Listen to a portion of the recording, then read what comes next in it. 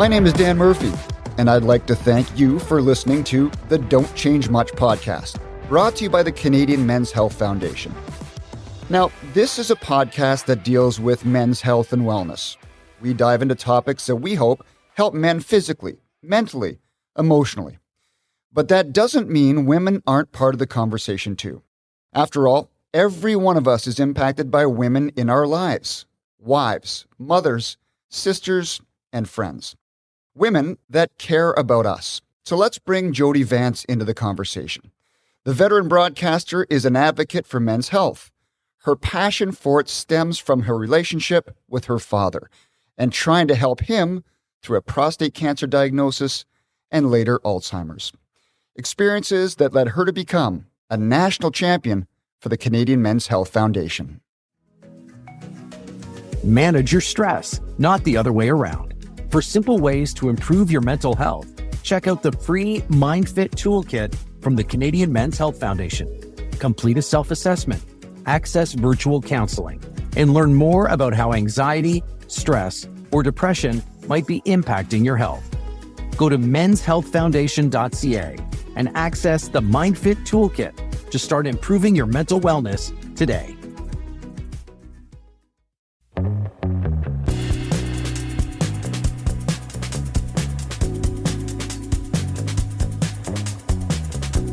Well, this should be fun. I have known our next guest since probably 1999 in the VTV building, Robson Berard. Yeah, even before that. Yeah, maybe just a touch before. 99 was the first time I filled in at Sportsnet in Toronto. So I think maybe just before that. Yeah. Okay, Jody Vance is here. We're going to talk about men's health, mental and physical, with a woman. And I think it's important. And I think you'll understand why when this is done. Let's start with this, Jody. You've joined the Canadian Men's Health Foundation as a national champion. Why are you getting involved as a men's health advocate? I love men. I love my men. I want them to be healthy. And I want to know more about what I can do to help make that easier. I see the men in my life struggle with asking for help, checking themselves, and really putting their health at the top of the priority list. And I love men and I want to be, when I was approached to do this, I looked at the roster of champions and I'm absolutely honored to be invited to be a part of this conversation. Why is it important to have diversity in the voices to speak about these topics? Well, I think we're going to go into the reflection in my personal space that hits me in my heart. There are lessons to be learned at the Canadian Men's Health Foundation that I believe could have saved lives and could have helped in my family and could have helped in my immediate. Lessons that men hearing it from men or concerned women like myself might preventatively fix what could break them. And for me personally, I'm undaunted with being a woman in a man's space. I'm not sure if you know that about me. Straight out of high school, I went into culinary school, which is probably the most male-dominated industry on the planet. My mom wanted that as my something to fall back on, just in the event that sports broadcast didn't work out for me. Another predominantly male space where you and I met. But I got to say, you were always an incredibly supportive champion of my being in the space. I find that there are more men open to women being a part of this conversation than there are those who would be perhaps put off by women coming into the zone. I remember the first time I ever walked into the Canucks room covering the team, that it had to be announced, woman in the room. That doesn't happen anymore. So maybe one day it won't be uncomfortable for women to be in this conversation. It's important to look at these things from different lenses. I think sometimes men will take direction better from a female than if one of their buddies brought it up. They just tell them to get lost, mind your own business. So I think it's incredibly important to have different voices in this space talking about personal experiences, which we will get into right away. But why wouldn't you want more input in certain subjects? It just makes sense in any walk of life. And sometimes it helps to say to a significant other, a family member, a father, a brother, a cousin, to say, I'm here for you. I love you and I want to help. I see you struggling. I see you struggling with with anxiety or mental health issues because I'm sitting around the family table with you and I see your reaction to something and it feels like you're hurting inside. Do you want to talk about that? But we don't do that at the dining room table. We do that sidebar when we're out for a walk one day at the beach and looking around and saying, isn't it great? It's fresh air. This is beautiful. And then allow the room to have the conversation. It works. It works. Mm-hmm. When did you start becoming interested in this topic, interested in being an advocate? And I'm guessing it does go back to your father, Bill. My dad passed away in June of last year after a long battle with Alzheimer's. And Alzheimer's came after his prostate cancer diagnosis, which was stage 3-4, very, very scary. I started seeing that something was up with Dad. I always call before I go over to visit, but I call him regularly. And I started to notice there was like a repetitive nature to his phone calls with me. It's like, it was almost like it was scripted. He was being very cautious. And that was a flag for me. So one day I went over and just kind of checked on him. And I sat and had a cup of coffee, or maybe it was a beer. It was probably a beer. Let's be honest. It was a beer. And over the course of an hour, he got up and went to the washroom 3 times. And I looked at him sideways and I was like, do you think that's normal? And he goes, I don't know what you're talking about. But that started the conversation towards, that's a signal, Dad. Like, we should probably get your prostate checked. Mm-hmm. Oh, I'm fine. It's just it's this age.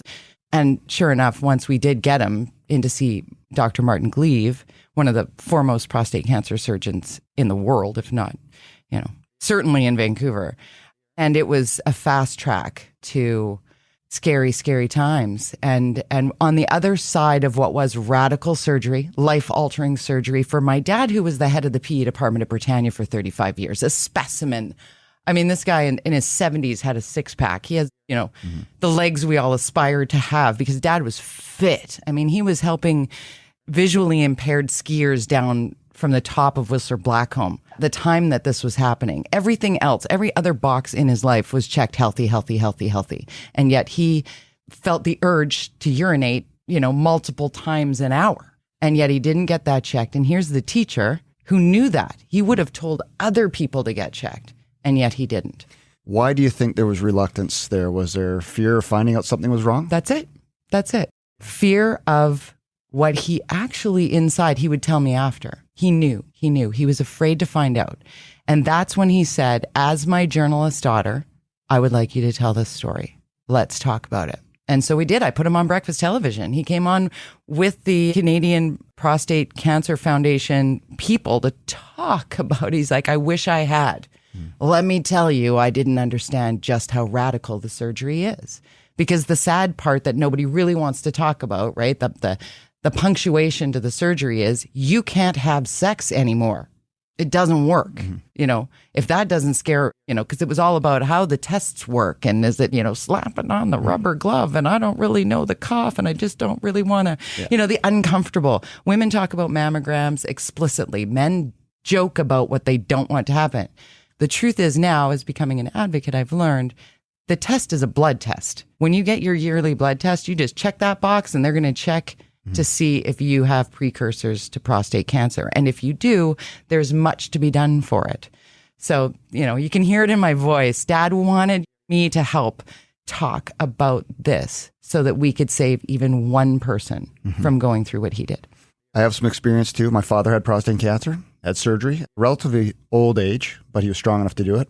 My wife's father, who has since passed from something else, had prostate cancer. Really? My wife's stepfather died from prostate cancer. Oh, Dan. So all the fathers, it was prevalent. Now, I will say that with my dad, my sister is an ER doc, and my brother-in-law is a urologist. There's no escaping getting tested in our family. Are you kidding me? No. So it's like if you feel something's wrong, they're on top of it all the time. Right. So you can't put it off, especially my dad lives close to my sister now, so on top of everything. So we were lucky in our family that this got checked relatively early where you could have the surgery and have it removed and, go on with life. So, because there are earlier levels of surgery that don't render you completely incapable of having an erection. I know it's the word, but it's so important, that early detection. I mean, if Terry Fox has taught us anything, guys, right? Let's honor the fact that early detection in all forms of cancer is a lifesaver. What do you think helped him in his recovery process, aside from ultimately realizing that, he should have checked this earlier, now he's on the road? When he was going through this, what helped him? I think what helped him most was a realization that he couldn't just dictate outwardly to keep his life going. As a coach, he was very good at directing others. Many of us are good at telling others what to do and then not reading our own mantras back to oneself in the mirror. I think he had a big mirror held up to his face.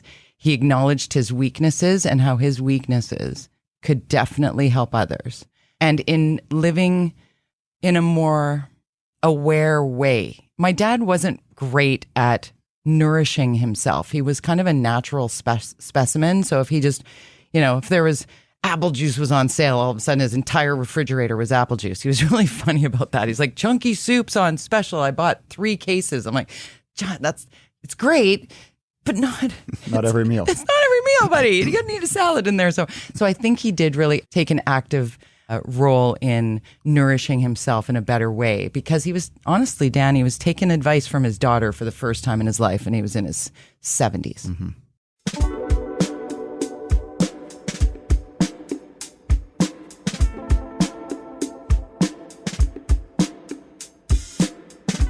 You mentioned the Alzheimer's. Yeah.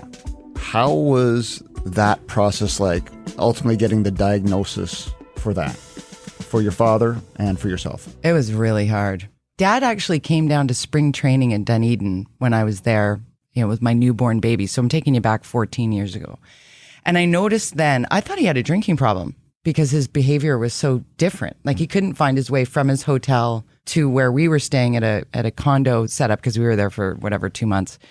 And it was right across the street. I'm like, what are you talking about? You can't find, it's right. He was climbing over a fence or something. I'm like, Dad. And so I flagged it for the family as like, there's something up. He's living up at Whistler, 40 years living up there. And I live in Kitsilano. And I actually called up Tapestry, the assisted living place. And I said, what's the process here? Like, do I get on a list or something? How does this work? And sure enough, you get on a list, but they're, they bump you down if something comes up. And I'm like, okay, well, whatever, that works out. I had him on the list for 5 years because the family was like, he's fine. There's nothing wrong with him. And in my mind, I'm like, something is up with Dad. And nobody wants to see it, right? Like, nobody, and especially, my brother Greg as the image of him, right? Talking Greg into seeing Dad's shortcomings was difficult. And not that he wasn't loving and open to wanting to care for our dad. It was too much emotionally for him to do it. You don't want to believe it. Exactly. It's almost like being diagnosed yourself. You don't want to find out if there's bad news for family members. Exactly. And then Dad went to stay with his brother, my Uncle Don, who probably will listen to this. Prostate cancer survivor, by the way, as well. Don and Joy, my Uncle Don and Joy, had Dad for 48 hours, came down for Christmas and Boxing Day, whatever. And after 48 hours with them, I got a phone call. Something's up with your dad. Do you think? Right? And that was the beginning of our journey, because then the entire family got on board. We got him the SAGE test. We got him involved with Dr. Philip Lee up at UBC, at the Brain Center up at UBC, who are amazing, cutting edge Alzheimer's researchers. And you know what? The interesting piece of this is, once everybody knew, Dad stopped trying to hide it. And he blossomed in a way, like he came back to us, because all of the work he was doing to try and hide that he was unwell, all of a sudden turned. I looked at him, I'm like, Dad, everybody knows, and we all love you. And he was like, great. What should we have for lunch? Like, it just, you could see his shoulders just lift. And then I just carried on that journey with him to the end.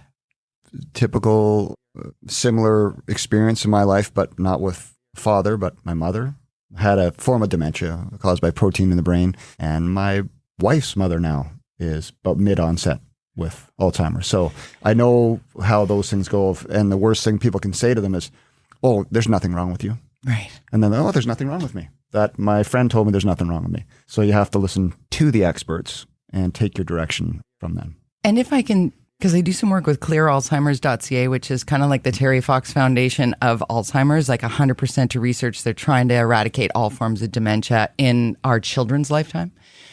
A real initiative by scientists, no overhead, all your money going to the research. So I've been involved with them in a way that, talking about the importance of, again, early detection, early diagnosis.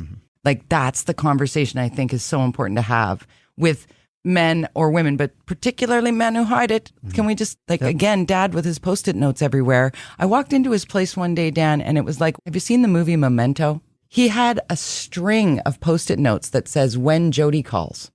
And these are the topics. Like, he was actively hiding his memory loss because he's brilliant. He got ahead of it. How much work is that? I know. Now, you said he didn't want to get his prostate checked out of fear. Do you think that him probably knowing something was going wrong with his brain, he didn't want to put you guys through something? I think he didn't want to lose his freedom in life. And people do, it's my grandmother who had no dementia and really no physical ailments, but was just, in her late 80s. She passed at 89 of a sudden stroke. Her last 10 years of her life was, don't put me in a home. Do not. Don't put me in a home and make sure I die with my teeth. These are the things. But she's a woman. She had the conversation. Yeah. My dad was not open to the discussion about that. But I'll tell you this, when I finally did get him to go to Tapestry, he went there for an overnight stay, 2 nights, 3 days. They do this sort of bring your toothbrush and your change of clothes and we'll take care of everything else. And we walked in they brought him from Whistler in their car. And I met him and he was so nervous coming in. We got him set up and I took him for lunch and we go to the lunching, the hostess station because it looks like a restaurant. It's beautiful there. It's beautiful. This is not an ad, not paid. But they go, hi, Bill. How are you? Happy birthday. Because his birthday is September 3rd. So we'd come in just, we're on an anniversary of it. 2 nights stay. I'm there all the time. We're lunch and dinner and checking out the pub and going to do the things and he can come and go as he please from there. And it's right across from Connaught Park where he was in Mariloma. Mm-hmm. He'd go and see the boys, have a beer over there and come back. A nice place. Had a view of his old high school, Kids High. And then I went to take him to go back to Whistler. And he was so nervous to leave that I said, do you want to stay? And he goes, yes, I would. He never went back. He never left Tapestry.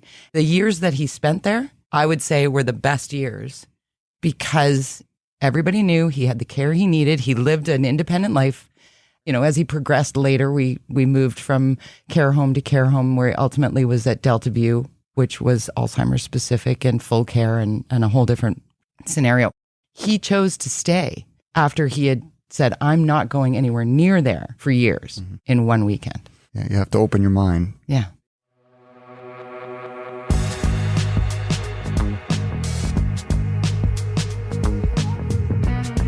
Working in sports, you've done a lot of charitable work, right? You're asked to do many things and you take on different responsibilities with different groups.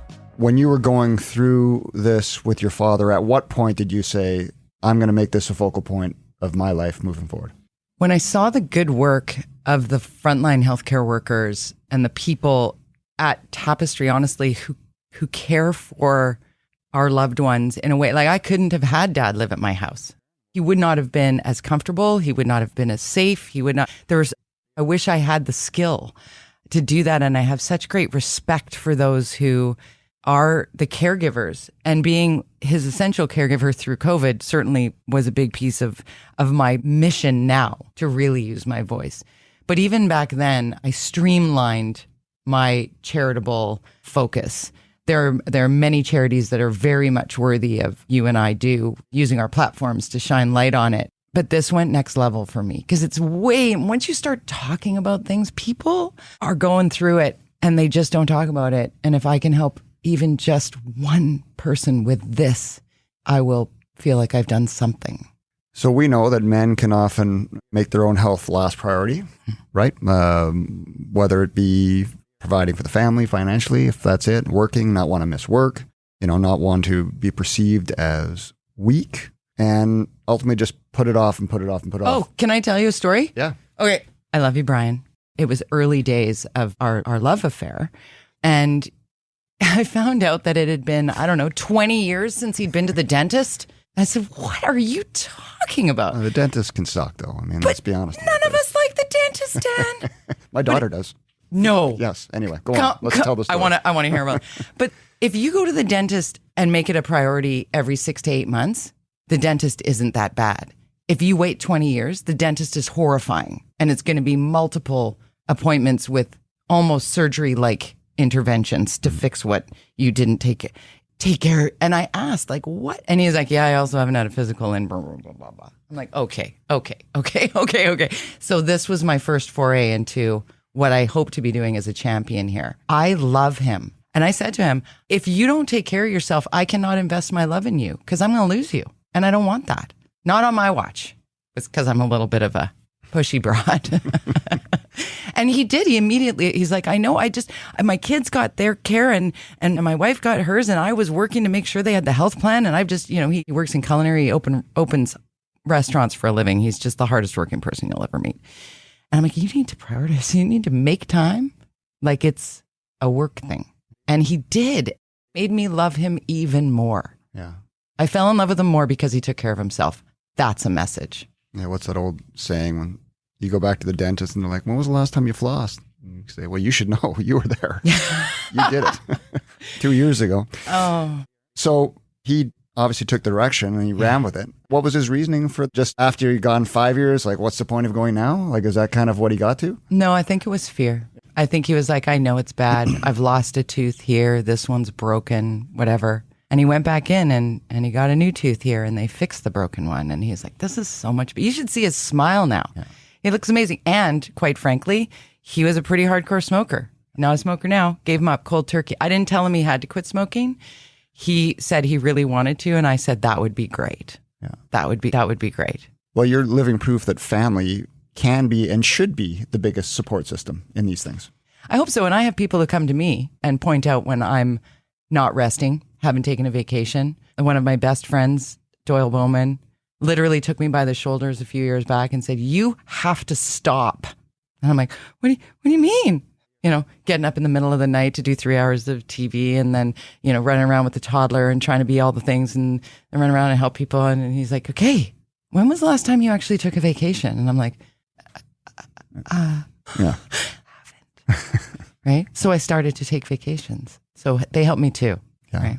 The message is, if you think something's wrong, go get checked. You know your body better than anyone. You know how you feel on a day-to-day basis. You know if it's just a cold or something else.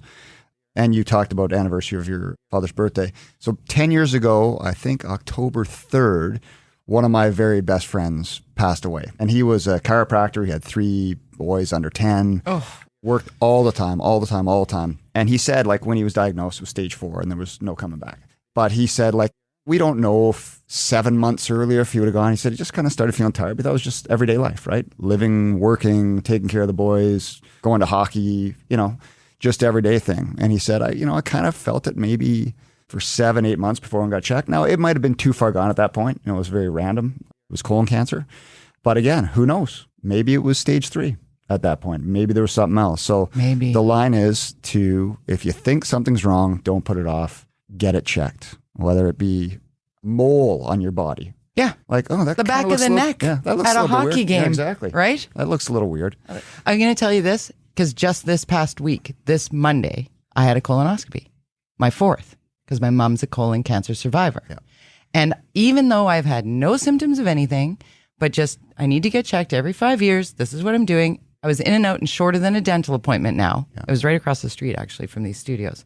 And I had incredible peace of mind when my gastroenterologist looked at me and said, see you in 5 years, because an all clear feels great. It really does feel great when you check yourself. Yeah, there's a little fear going in, but I mean, the outcome is going to be better no matter what, if you put it off.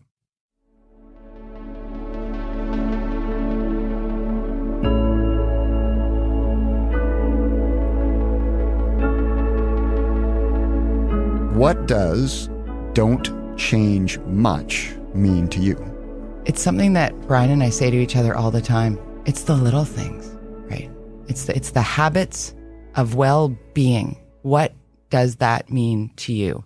Does it mean putting your 1-hour dog walk in Pacific Spirit Park so solidly in your calendar that it's immovable for the most part in life? Mm-hmm. Rain, shine, people, busy, work, job. You actually put your work around the thing that makes you feel better.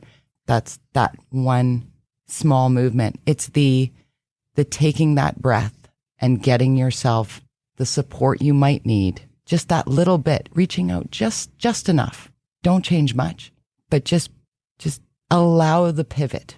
Get the ball rolling. Just a little shift in plowing straight ahead that's taking you down the road where you're feeling unwell, whether it's mentally unwell or physically unwell. Continuing to plow straight forward won't help.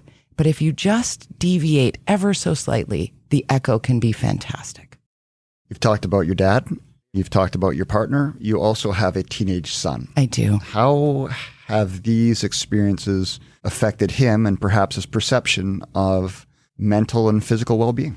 One of the things that I've done with my boy since day one is I've promised to never lie to him. Not even if he asks me the craziest question that I'm worried that the answer might freak him out. So he has walked through these journeys of these conversations with me as they're happening. I've told him about Grandpa Bill all the way along.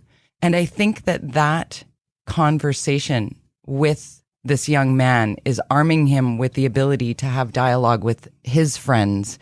He's still a dude. He's still a growing boy that's like too cool for his mom now. Hugged me a block away from school. He's a great kid. But I think he's having those conversations with his friends in a meaningful way. He talks about mental health. He told me just the other day, probably my favorite mom moment yet to date. And it just keeps getting better. He sat down first day of school. We sat down for dinner at the end of the day and he goes, "Mom, this is the happiest I've been in my entire life." I said, "Wow, why, bud?" "I'm back to school. I feel good about that. I've got a great friend group." He just got a job. He did his own resume, called up Mark Brand at a Better Life Foundation, because he had done plenty of plates, got the recommendation from him, called up Jim Romer, and he's a dishwasher, Romer's Burgers. He's just like, all the pieces are coming together. And I said, "Buddy, hold on to that feeling because you're going to slip away from it, but that's what you're going to aspire to come back to. Make that your benchmark." And he goes, "Oh, good idea. I'm going to tell my buddies that." Now, Jody, there are some folks out there who don't have the strong family support structure, maybe don't have the friends they feel they can confide in, which is another conversation. But there are resources out there for someone who might be trying to tackle these things alone. Well, and that's why I'm here. The Canadian Men's Health Foundation has those easy consumable resources, right? It's a one-click environment built for men. And that's why I'm so proud to be a woman that's being welcomed into the space, because it's a resource for women who are looking for how to communicate with men as well. So if you go to the website, ladies can do this too, but guys, if you're struggling, you're going to see some familiar faces here. A gathering of greatness, if I may, with the champions that are already on this roster. And all of them have a tip, a story, an opportunity to talk. And the podcasts are really such an incredible resource, honestly. Somebody listening right here is going to be like, I need to talk to somebody. I need to do a little soul searching in what perhaps might make me feel even better. Because you can feel great, but not great. And that's a reason to listen in. Talking to people, like the first who jumps to mind, and there are many, but Kelly Rudy. Like every time I talk to Kelly Rudy, I leave his presence feeling better because he is a giver of joy. No bad days, right? But he talks about why he has bad days and where he finds his good days. And then he shares it.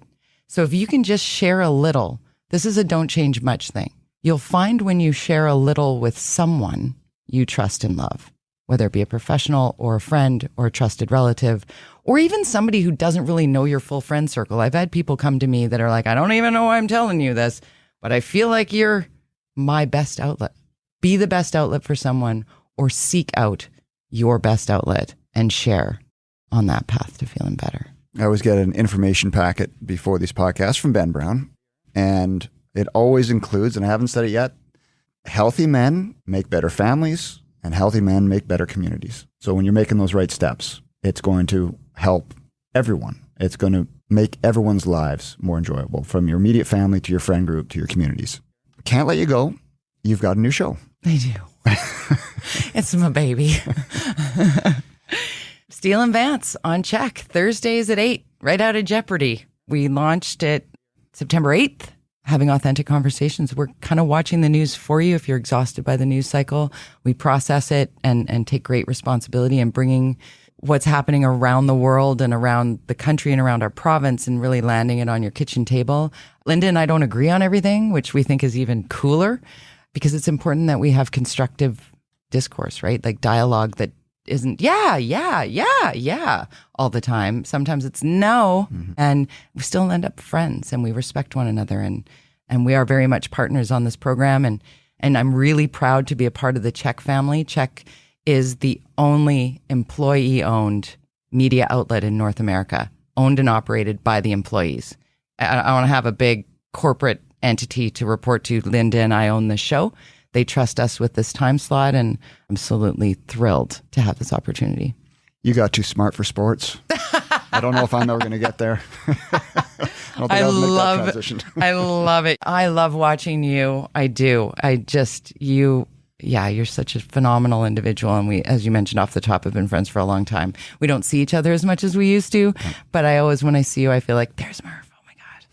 I love you. Well, this has been great. Thanks. And I hope this conversation hits some people that need to hear it. And if someone says right now, something's not right, I'm going to call my doctor, then you've done your job. Thank you. Please do that. Yeah. For more helpful tips on improving your mental and physical health, please visit menshealthfoundation.ca and don'tchangemuch.ca.